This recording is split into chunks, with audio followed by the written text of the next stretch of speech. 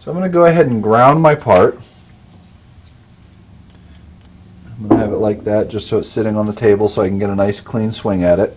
Also, I've used these flush cut snippers that leave me a nice square edge on the end of the wire.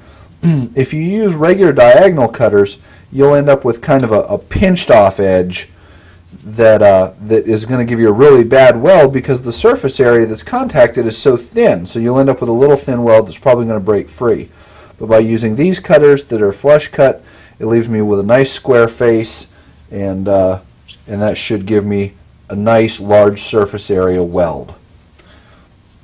Now we're using the .080 aluminum wire here, which if I remember correctly is about 12 gauge, and according to the manual for a 12 gauge wire we want to set our welder to between 30 and 40 volts, and so we've already messed with it and gotten it preset, and it charges up to, we got about 38.3. That's fine, that's between 30 and 40, and so since I've got gloves on I can hold the other piece. If I didn't, I wouldn't want to do this, and then I just take and pow.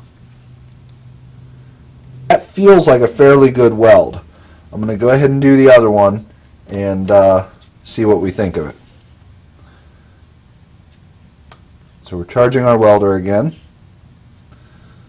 Now of course I want to be careful when I'm coming in not to touch these two wires together, or it would try and weld the wires together. So when I come in for my shot, I'm going to come in over here, and that was an excellent weld. I really like that weld.